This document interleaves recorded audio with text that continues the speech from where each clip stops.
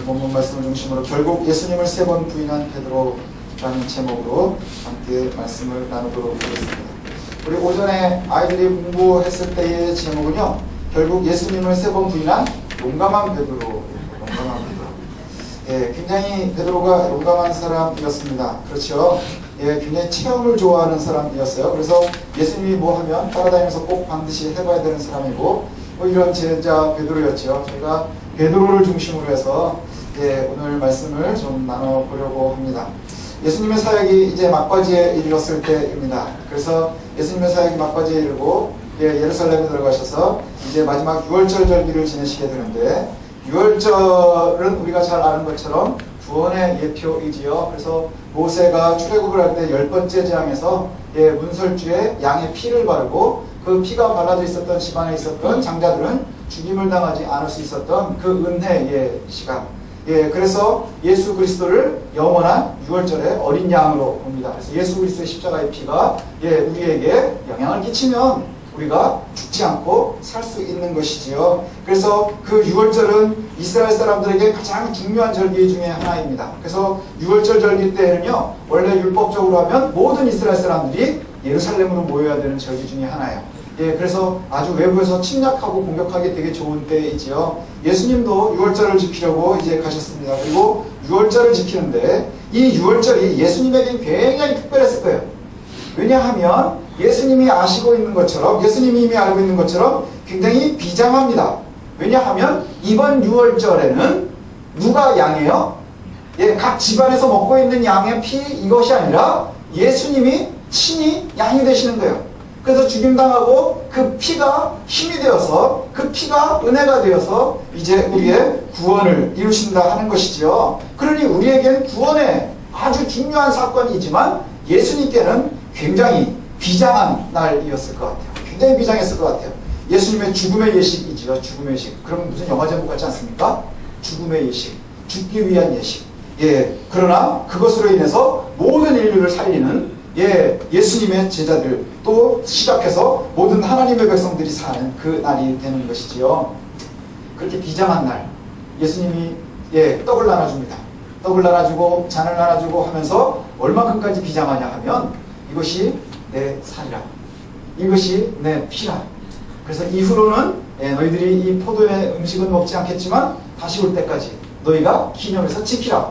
그래서 우리가 모일 때마다 잔을 나누는 것이 좋지만 그리 하지 못해서 우리도 한 달에 한 번씩 다음 주에 이제 거행하게 되겠지요. 예, 그것이 우리는 그저 매달 조그마한 떡 하나 받고 그 다음에 잔 한 잔 마시는 거지만 거기에 예수 그리스도의 생명에 우리가 참여하는 거예요. 베드로와 같이 참여하는 거예요. 함께하는 거예요. 예, 그것이 제정이 될 때 얼마나 예수님이 비장하셨겠어요.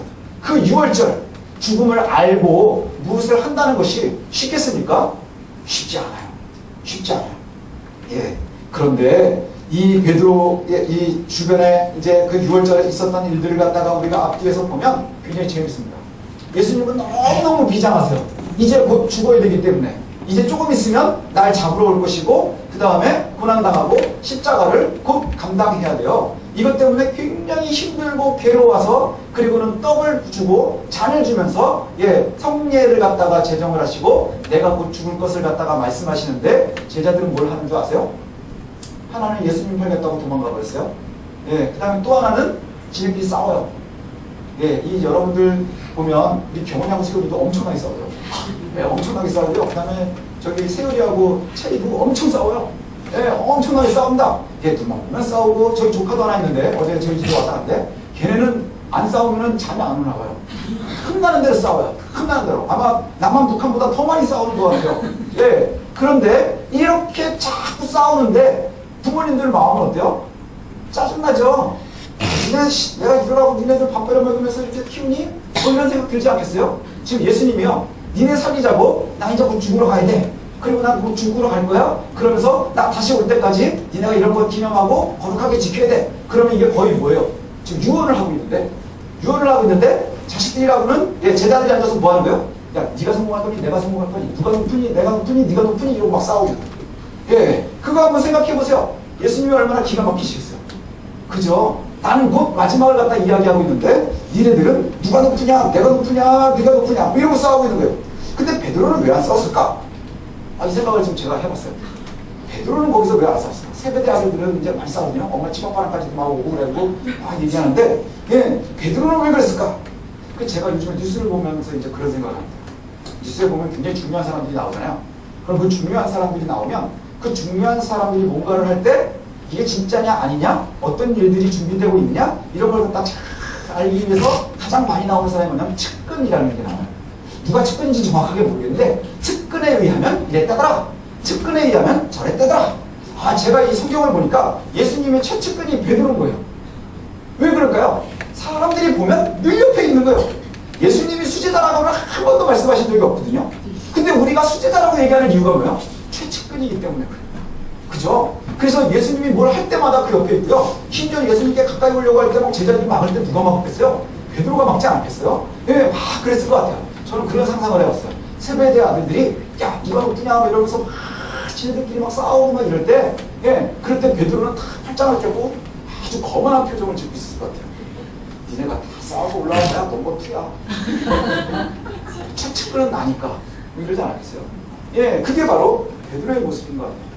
그래서 자신이 있었던 것 같아요. 늘 예수님이 뭘 물어볼 때마다 가장 먼저 대답하는 게 베드로입니다. 가만히 있으면 중간을 가요. 그래서 꼭 군대 갈 때마다 해주는 얘기가 뭐예요? 너무 튀지 말고 너무 못해도 안 되고 중간을 해라. 그래야 모난정이 모난돌이 정 맞는다고. 너무 잘하면 힘든 데 가고 너무 못하면 처지니까 중간만 가서 따라가라. 그래서 예수님의 12제자 중에도요 이름이 안 나오는 제자들이 그렇게 많은 거예요. 그 사람들은 왜 그랬을까요? 중간만 하는 거예요. 사고도 많이 치고 그 다음에 잘하는 것도 없어요. 베드로는 사고도 많이 치고 잘하는 것도 되게 많아요. 그러니까 눈에 자꾸 띄고 사람들이 볼 땐 최측근이고 스스로 생각할 때도 니네들 싸워? 까짓거 니네는 아무리 해도 나한테 안 돼. 그러니까 맨날 하는 얘기가 뭐야? 내가 이제 곧 죽게 될 거야. 그럼 뭐라 그래요? 얘네들 다 도망가도 전 안 도망가요. 그 제자들이 얼마나 열받았겠어. 우리도 안 도망가요. 그렇게 얘기하는 거예요. 우리도 안 도망가요.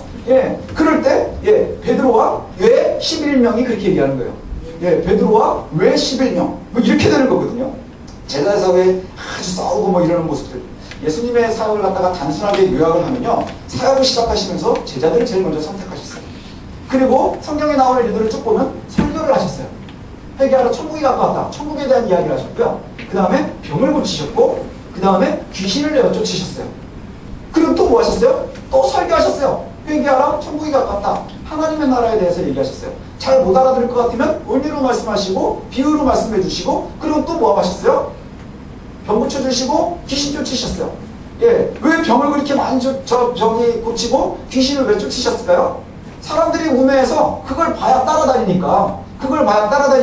그럼 그 병 고침 받은 사람들은 다 예수님을 좋아하고 쫓아다니고 하늘나라에 갈 수 있는 사람들이 되었을까? 제가 보니까요, 예수님이 병 고치면 제가 예측하기로는 10% 성공합니다. 병을 다 고쳐요. 근데 예수님이 10명을 갖다가 한 번에 문둥병을 딱 고쳐주니까 한 명이 돌아왔어요. 그건 지금도 마찬가지입니다. 그 병 고침, 뭐 드러남, 이게 중요한 게 아니고요. 예수님께서 왜 병을 고쳐주셨을까? 증명하시는 거예요. 내 권위가 있음을. 귀신을 쫓는 거예요. 뭐요? 귀신보다 힘이 있음을. 그리고 나서 그것을 천국을 이야기하는 거예요. 예수님의 모든 사역은요, 병 고치는 데 있지 않아요. 귀신 쫓는 데 있지 않아요. 어디에 있어요? 하나님의 나라를 선포하는 데 있어요. 어떻게 하나님 나라의 백성이 될 것이냐. 그래서 가는 곳마다 믿음을 말씀하시지요. 믿음을 말씀하시고요. 그리고 오늘 잡히시기 전까지도 끊임없이 그와 같이 말씀하세요. 하나님의 나라를 얘기하시는 거예요. 하나님의 나라를. 어린 양의 예표로 보이시고요. 그렇게 해서 6월절에서 얼마나 마음이 안 좋으셨겠어요. 밤 나누면서 니네들 이거 먹고 잘해라 막 이랬는데 지네끼리 싸우고 또 예수님 팔러 가고 막 이런 장면을 보시면서 예수님도 쉽지 않으셨던 것 같아요. 겟세마네 여기 동산의 기도를 보면 참 어렵겠구나 하는 게, 우리가 아까도 잠깐 말씀드린 것처럼 내가 죽을 걸 알고 가야 되는 게 굉장히 어려워요. 여러분들이 왜 우리가 열심히 잘 살 수 있는 줄 아십니까? 죽음이 아직 우리에게 좀 멀리 있다고 생각을 하니까 편안하게 사는 거예요. 그죠? 편안하게 사는 거예요. 그런데 곧 내일 죽는다 하면 여러분들 삶이 어떨지 아무도 자신할 수 없는 거예요. 그렇지 않나요? 아무도 자신할 수 없는 거예요. 어떤 사람들은 뭐 세가 세라 뭐 이렇게 살지 않겠어요? 어떤 사람들은 기도로 올라가지 않겠어요? 어떤 사람들은 갑자기 뭐 여러 가지를 준비하고 이럴 것 같아요. 그런데 예수님은 기도하러 올라가셨어요. 겟세마네로 올라가셨답니다. 그래서 예수님의 제자들은 산 아래다 두고 여기 앉아있으라 이렇게 얘기를 해요. 앉아있으라. 그래서 기다리라 이 뜻이에요. 기다리라. 그리고는 3명만 데리고 올라가세요. 베드로와 야고보와 요한 세베대의 아들들. 그리고 데리고 올라가서는 조금 떨어뜨린 곳에서 이들에게 뭐라고 얘기하시느냐면 기도해라. 너희들이 기도하는 것이 참 중요하다. 기도해라. 내가 뭐라고 얘기하냐면요. 예수님이 본인을 드러냈어요. 내가 아주 죽게 됐다. 내가 아주 죽을 것 같아. 힘들어. 아주 너무너무 힘들어. 힘들어도 너무너무 힘들어서 내가 어떻게 될지를 모르겠어. 그런데 니네들이 나를 위해서 좀 함께 도와주면서 기도해 줬으면 좋겠다. 네가 나를 기도로 좀 도와달라. 그렇게 부탁을 하신 거예요. 예. 그리고 내가 꼭 죽게 됐다. 꼭 죽게 됐다. 그리고 나서는 예수님이 기도를 하십니다. 여기서 3번 기도하는 게 나오거든요. 그리고 나서는 기도를 하세요. 뭐 첫 번째 기도가 뭐냐? 고민이 되는 거예요. 하나님, 정말로 내가 너무너무 괴롭습니다. 예. 여기서 내가 조금이라도 내가 가능하다면 나를 좀 괴롭지 않게 해주십시오. 괴롭지 않게 해주십시오. 그러나 말씀대로 해주십시오. 예. 그리고 나서 내려와요. 그리고 나서 제자들을 보니까 다 잡는 거예요. 예수님이 얼마나 기가 막혔을까요? 난 곧 죽는다 그러고, 예, 곧 죽으러 가고 내가 너무너무 힘들다. 그러니 너희들이 나와 잠깐 기도해주면 되지 않겠느냐. 근데 다 자고 있는 거예요. 그래서 깨면서 책망하세요. 뭐라 그러세요? 너희가 잠시도 나와 함께 해줄 수가 없느냐? 잠시도 나와 함께 해줄 수가 없느냐? 이렇게 얘기하시죠. 잠깐 동안도 너희가 나를 위해서 기도해 줄 수가 없느냐? 이 얘기예요. 예. 그리고 나서는 다시 올라가셔서 깨어났으니까 뭘 기대하셨겠어요? 이제는 한 통은 기도해 주지 않겠느냐? 그리고 올라가셔서 또 기도를 하십니다. 여기서도 또 어떤 기도예요? 내가 이 잔을 안 마실 수 있으면 안 마셨으면 좋겠습니다. 그러나 내가 마셔야 하니까 마시겠습니다. 이 얘기예요. 예, 누구 때문에 마시는 거예요? 여기 밑에서 졸고 있는 애들 때문이거든요. 저 산 밑에서 그냥 기다리고 있는 애들 때문이에요. 저 세상에서 뭔지 모르고 막 돌아다니는 애들 때문에, 그것 때문에 내가 기도하고 내가 죽겠다고 하는 거예요. 근데 잠깐 내려와서 보니까 또 얘네들이 자고 있는 거예요. 그때 예수님이 뭐라 그러시는 줄 아세요? 예, 너희들이 육신이 연약하구나. 이렇게. 육신이 연약하구나. 내가 다시 보니까 너희들의 눈이 피곤합니다. 마음은 있는데 눈이 피곤하구나. 이렇게 얘기했어요. 그래서 제자들이 그 피곤을 이기지 못하는 것을 보시고 확인하시고 다시 가셔서 3번째 기도를 마치고 돌아오셔서 야, 이제 다 끝났어. 니네들도 이제 자고 쉬라. 이렇게 말씀하시거든요. 예수님의 모든 것이 다 끝난 거예요. 예수님이 여기서 보면 아, 육신이 연약하구나 이 얘기를 하세요. 그죠? 마음은 원이로되 육신이 연약하구나. 이것은 예수님이 하셔야 되는 말씀이에요. 근데 이 말을요, 예수님보다 우리가 더 좋아해요. 그거 되게 웃기는 거예요. 그렇지 않나요? 그때 상황을 한번 보세요. 예수님은 죽기를 각오하고 기도하고 있는데, 예, 그 졸고 있는 제자들을 보면서 니네들이 마음을 있는 건 내가 알겠다. 근데 너희들이 육신이 연약하구나 라고 얘기를 하는 거예요. 근데 우리는 자꾸 뭘 얘기하는 줄 아세요? 예, 막 졸다가 예수님을 딱 본 거예요. 저도 마음은 있어요. 근데 육신이 연약하네요. 우리가 입장에서 얘기를 자꾸 한다는 거예요. 근데 이거는 뭘 얘기하냐면요, 내 육신이 우선이 되고 있다는 거예요. 우리 입장에서 얘기할 때는 이게 잘못된 거예요. 하나님, 내가 마음이 있는데요, 내 육신이 더 피곤하거든요. 내 육신이 우선이거든요. 이 얘기가 돼요. 내가 마음은 있어요. 마음은 있는데 육신이 연약하다. 이건 뭐냐? 내가 마음은 너를 생각하고 있는데 내가 지금 상황이 처지가 안 되니까 못 해주겠어. 여러분들이 자녀들에게 뭘 해준다. 예, 자녀들에게 생일이 됐어요. 생일 선물을 하나를 사주기로 했어요. 예, 그런데 뭐라고 얘기하는 거예요? 내가 이거 사주고 싶어. 상황이 안 돼서 못 사주겠어. 이렇게 얘기하면 너무 슬프지 않나요? 그렇죠? 근데 예수님한테 그렇게 말씀하고 있는 거예요. 우리가. 예, 내가 마음만 있어요. 마음만 받으십시오. 이 얘기예요. 마음만 받으십시오. 그리고 나서는 무장한 사람들에게 잡힙니다. 무장한 사람들에게 잡히게 되죠. 그때 여기에 보니까 우리의 용감한 베드로 자다 말고 깨가지고 무슨 일인지 몰랐다고 합니다. 예, 그래가지고 여기에 보니까 제자 중에 한 사람이 나타나서 대제사장의 종이 귀를 잘라버렸대요. 이게 마태복음, 마가복음, 누가복음, 요한복음에 다 나오는데요. 마태, 마가, 누가복음은 뭐라고 나오냐? 제자 중에 한 사람이 제사장 중에 종의 귀를 잘랐다 이렇게 나와요. 예, 귀를 잘랐다. 그런데 베드로가 잘랐다 하는 얘기를 요한이 얘기를 해줍니다.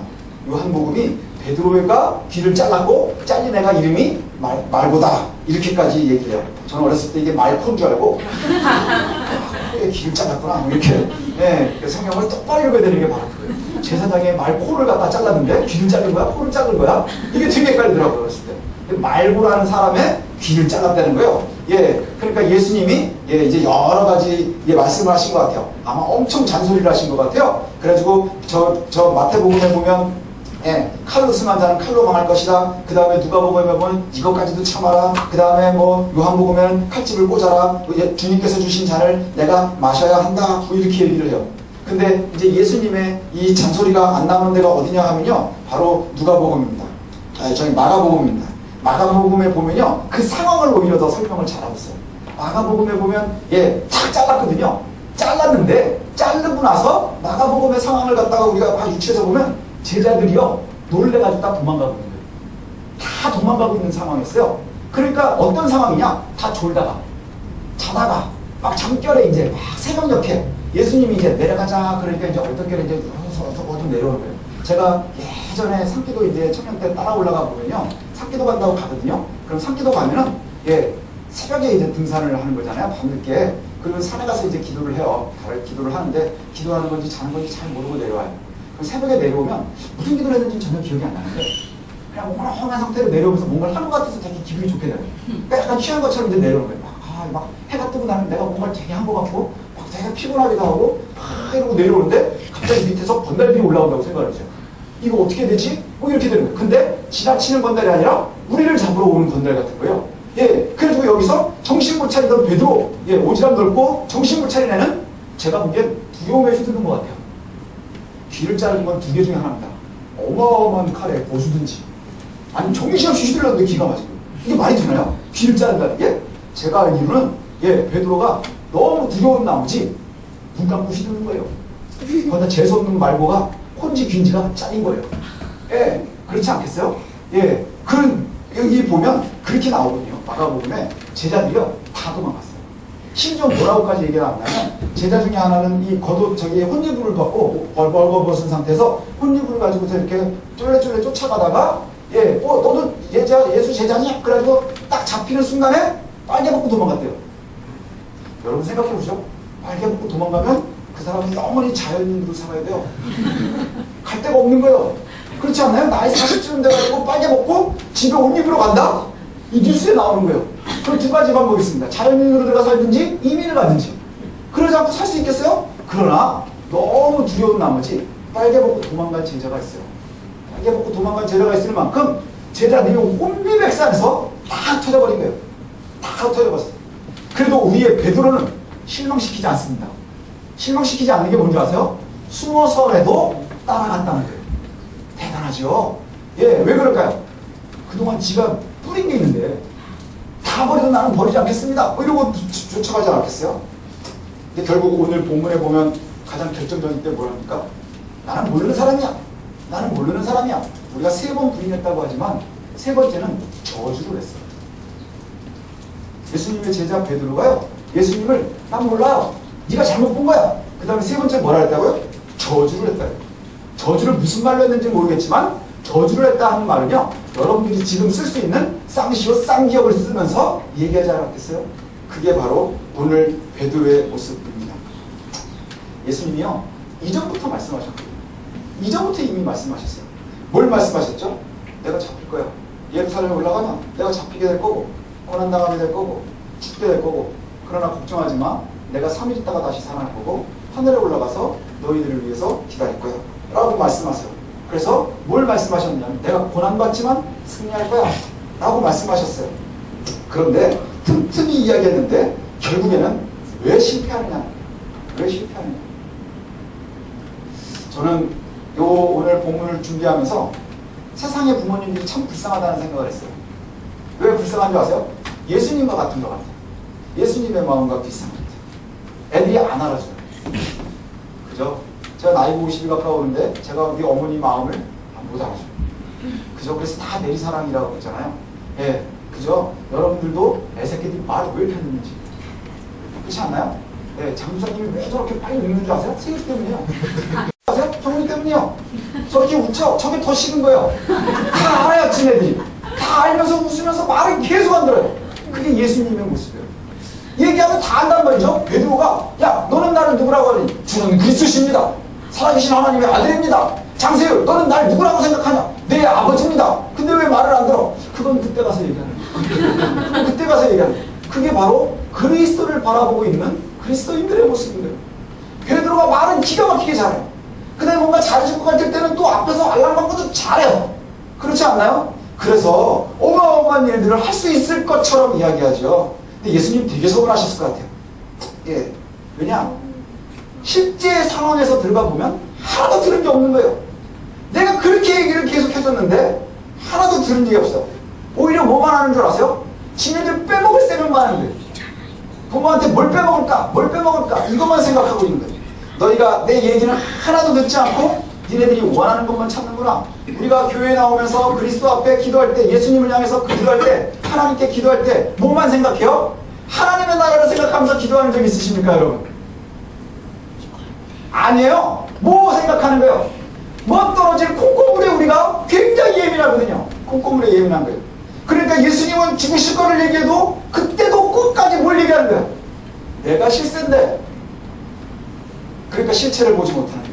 유월절 죽음을 이야기할 때도 자신들의 성공에만 관심을 가지고 싸움이에요. 죽음을 앞두고 기도하고 있는데도 내 육신이 더 중요한 거예요. 고단함 때문에 함께하지 못하겠다라고 얘기하는 거예요. 예수님께서 말씀하시면서 늘 가까이에서 듣고 가장 체험을 많이 한 사람이 바로 베드로입니다. 열심으로는 따라갈 사람이 없죠. 예, 실수를 많이 했다는 건 그만큼 열심히 있는 거예요. 그래서 교회들도 보면 가장 교회에서 오지랖 넓고 막 사고 치는 사람들이 누군지 아세요? 다 권사님, 장로님, 집사님들이에요. 새신자들은 절대 교회에서 사고를 치지 않습니다.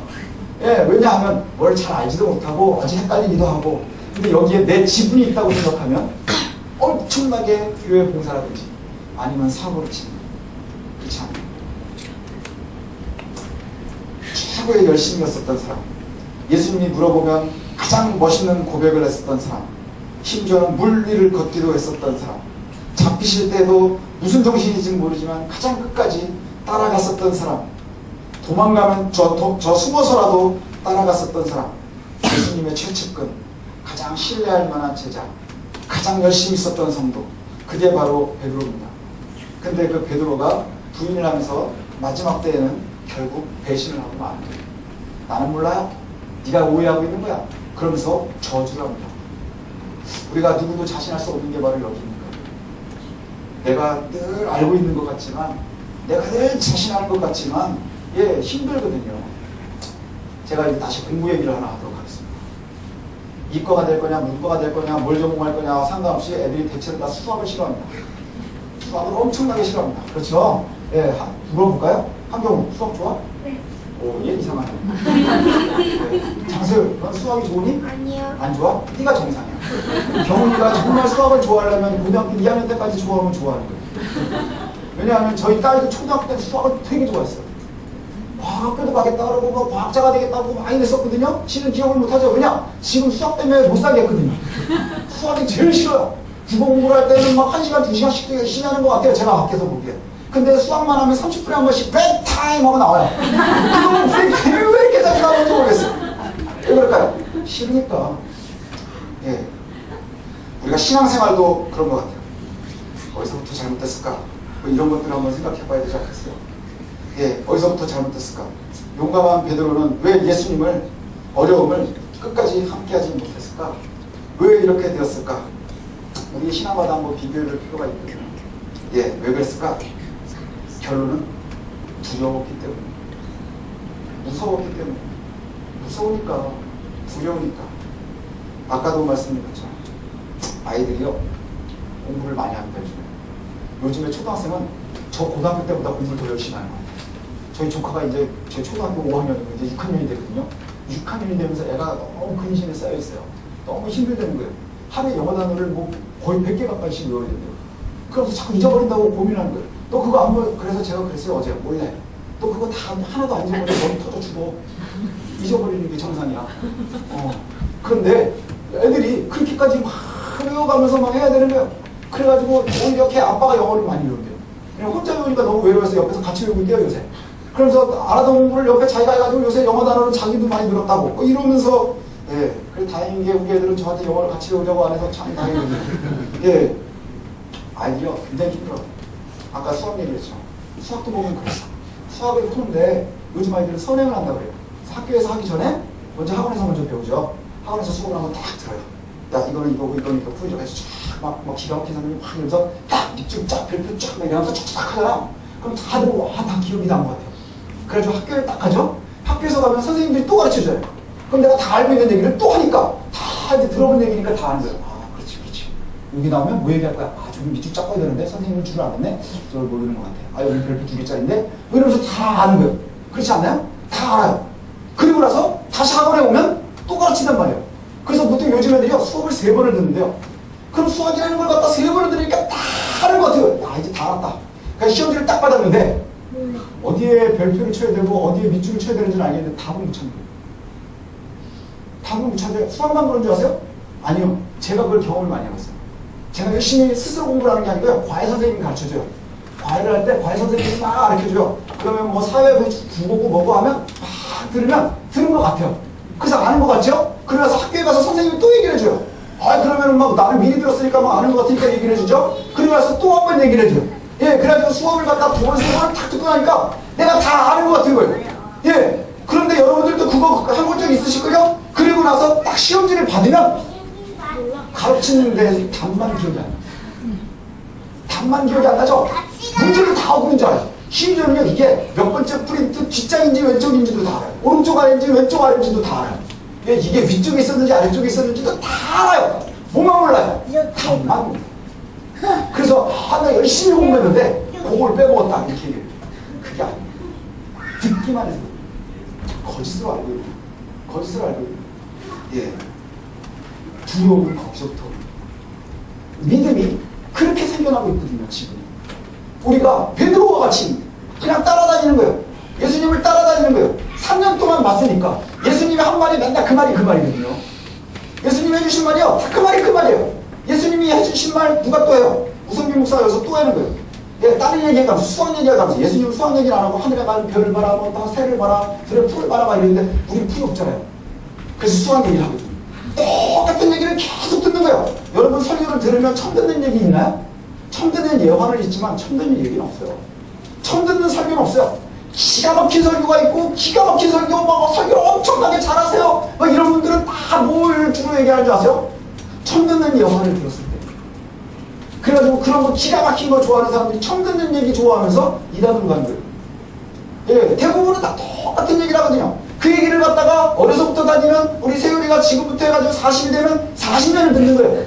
40년을 들었으니까 다 아는 것 같죠? 근데 내가 직접 문제를 풀어낼 때 가르친 것에 답만 몰라. 정말 중요한 건 뭔데? 그 답을 쓰는 거예요. 우리가요, 신앙생활도 거기에 있습니다. 베드로가 이렇게 열심히 있었는데, 열심히 여러 번 한 것 같은데, 결국에 마지막에 가서는 예수님을 부인합니다. 뭐 때문이냐? 두려움 때문이야. 왜 그러느냐? 예수님을 정확하게 잘 보고, 정확하게 잘 보고, 정확하게 잘 보고. 다 아는 것 같았는데, 막상 당하고 나니까 못하는 거예요. 예수님이 세우실 하나님의 나라, 제자들이 생각했었던 왕국이 달랐던 것 같아요. 그렇죠? 잘 몰랐던 거예요. 잘 몰랐던 거예요. 왜 유다가 조금 더 일찍 배신했는 줄 아세요? 다르다는 걸 조금 일찍 한 거예요. 다르다는 걸 조금 일찍 한 거예요. 그래서 도망간 거예요. 그래서 판놈이나 저주한 놈이나 사실은 뭐가 달라요? 가룟 유다나 베드로나 사실 뭐가 달라요? 정말 중요하게 다른 건 뭔지 아십니까? 베드로가 되돌아가고 유다는 돌아오지 못해요. 예수님이 얘는 안 나는 게 나을 뻔했다라고 유다에게 얘기를 하셨대요. 왜 그랬는 줄 아세요? 안 돌아올 거면 안 그랬으면 좋았을 텐데. 그러나 베드로는 그렇게 혼나면서도 옆에 있어요. 뭔가 강점이니까. 얘는 돌아올 거니까. 예수님이 가르치시던 말씀을 우리의 힌트를 볼 수 있어요. 뭐냐 하면 예수님이 이적을 베푸시고 그 다음에 하나님의 나라를 얘기하면서 비유를 말씀하시면서요. 뭐를 말씀하시냐면 제자들에게는 풀어주신 다음에 다른 사람에게 얘기하지 마 라고 얘기했어요. 그리고 언제부터 얘기하라는 줄 아세요? 내가 부활한 다음에 얘기를 해라 이렇게 하시는 거예요. 그 이유는 뭐냐? 바로 제자들 때문이에요. 제자들이 지식으로만 알고 있는 것, 그냥 경험으로만 알고 있는 것. 그런데 어디를 모르고 있느냐? 이기신 예수님을 아직 모르는 거예요. 지금 예수님을 갖다가 어디까지만 경험하는 거예요, 제자들이. 설교하신 예수님, 병을 고친 예수님, 귀신을 쫓은 예수님. 그렇지만 잡혀서 이제 죽을 예수님만 보는 거예요. 그러니까 보니까는 잘 될 때는 막 따라다닐 수 있을 것 같아요. 예수님 병 고쳐줄 때는 뭔가 되더니 내가 으쓱으쓱 하는 것 같아요. 귀신 쫓을 때는 내가 으쓱으쓱 하는 것 같아요. 멋있는 얘기 해줘가지고 사람들이 듣는 사람들마다 이전과는 다른 권위를 가지고 있는 것 같아. 그럴 땐 와, 우리 선생님 대단한 것 같아요. 그래서 막 따라다니죠. 근데 쫓아가서 보니까 아, 이 양반한테 있는 게 고난이네. 여기서 좌절하는 거예요. 좌절하는 거예요.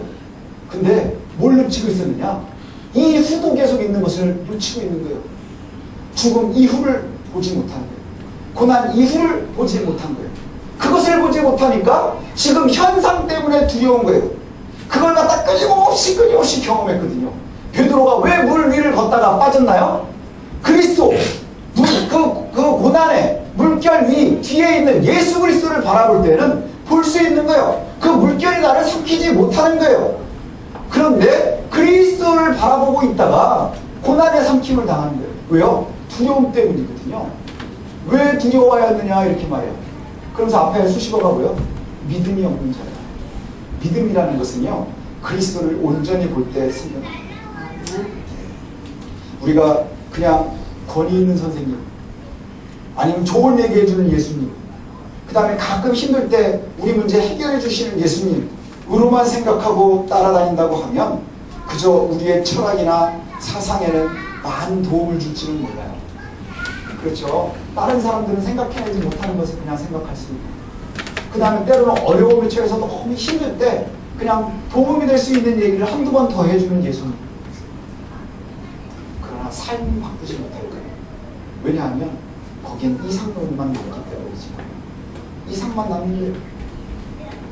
우리도 별로 베드로에게 뒤지지 않는 거예요. 어렵고 힘들지만 열심히 주의 말씀을 듣지 않아요.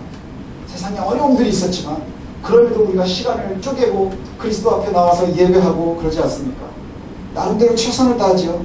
예, 아이들에게 아침에 가르치고 또 애찬하고 음식도 나누고 찬양도 하고 기도도 하고 예배도 하고 나름대로 봉사도 하고 합니다. 그런데 어려움에서는 우리가 질 수 있어요. 어려움 때문에 우리가 당할 수 있어요. 베드로는 후에 다시 시험을 칠 때는 합격을 했어요. 베드로를 우리가 볼 수 있는 거는요, 지금은 실패를 했는데 예수님을 부인하고 그 다음에 저주까지 했는데 이 베드로가 그리스도와 함께 죽음에까지 나아가게 돼요. 그죠? 사도행전에 나오는 베드로는 이전의 베드로와 너무나 달라요. 근데 그 사도행전의 베드로가요, 지금 여기에 나오는 베드로하고 얼마나 긴 차이가 날까요? 몇 년의 차이로 변했을까요? 차이가 안 나요. 차이가 안 나요. 예, 1년도 안 나요. 절기 하나 차이예요. 절기 하나 차이. 그렇죠? 절기 하나 차이예요. 예수님 돌아가신 다음에 다 숨어 있었거든요.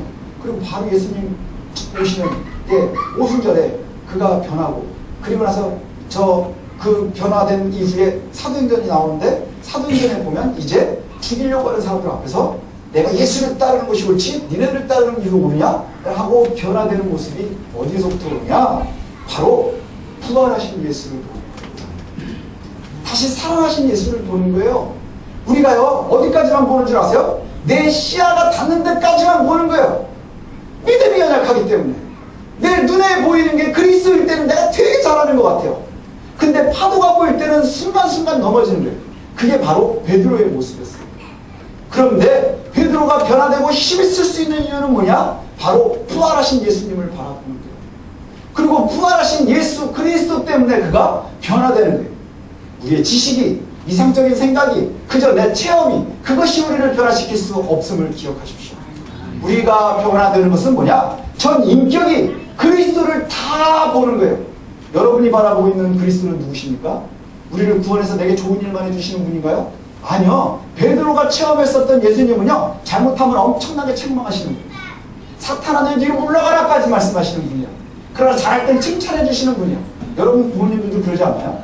예, 제가 예전에 그런 기억이 나요. 저희 딸이, 오늘 딸 얘기를 많이 하는데 저희 딸을 제가 되게 사랑합니다.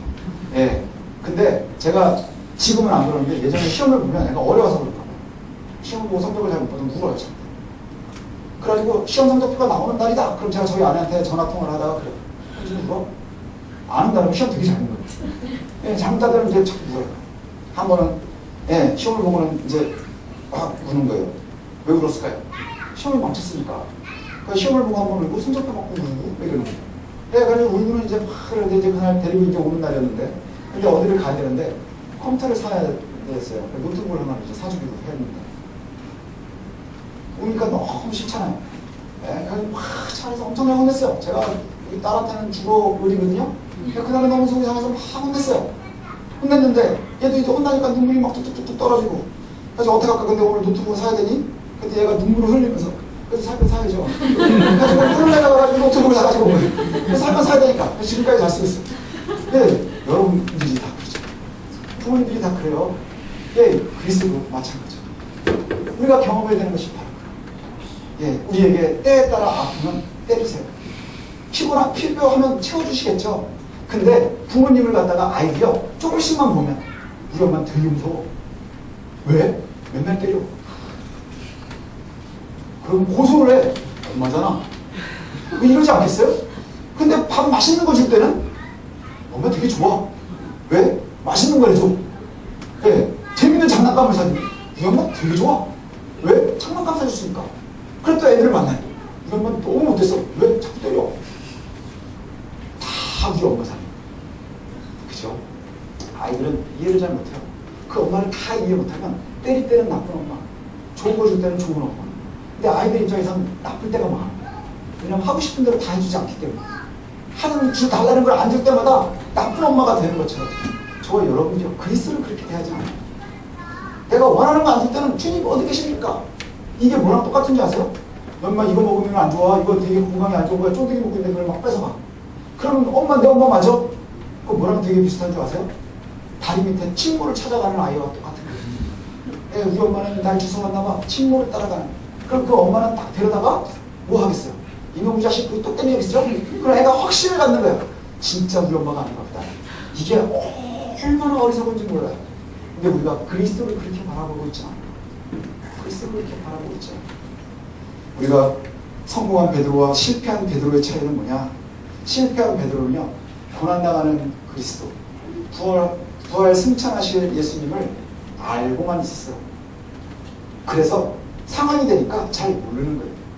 그러나 성공한 베드로는요, 이후에 고난당하신 그리스도, 부활하신 그리스도를 그가 보는 거예요. 그래서 이제 알게 된 거예요. 알게 된 거예요. 이것이 바로 저와 여러분들의 모습이 되었으면 좋겠습니다. 제가 굉장히 좋아하는 말씀 중에 하나가 뭐냐? 이걸로 마감을 하겠습니다. 욥이 마지막에 고백해요. 내가 이전에는 주님의 소문만 들었는데 이제는 내가 봤습니다. 이 고백으로 그가 끝나요. 이전까지 내가 들은 것, 엄마한테 들은 부모, 저 엄마한테 들은 부모가 아니고 엄마한테 들은 그리스도, 그 다음에 성경에서 그냥 배운 그리스도, 그냥 남의 얘기로 들은 그리스도가 아니라 이제는 내가 봤습니다 하는 고백이 저와 여러분들의 것이 되었으면 좋겠습니다. 그래서 우리의 인생을 이끄시는 그리스도, 내 인생을 드라이브 하시는 그 그리스도를 저와 여러분들이 체험하시기를 소원합니다. 그러면 결국엔 예수님을 결정적인 때 부인하는 용감한 베드로가 아니라 힘없고 초라한 놈이 되어 가지만 그러나 그리스도의 이름으로 세상을 이기는 그런 베드로의 모습이 저와 여러분들의 모습이 될 줄로 믿습니다. 기도하시겠습니다.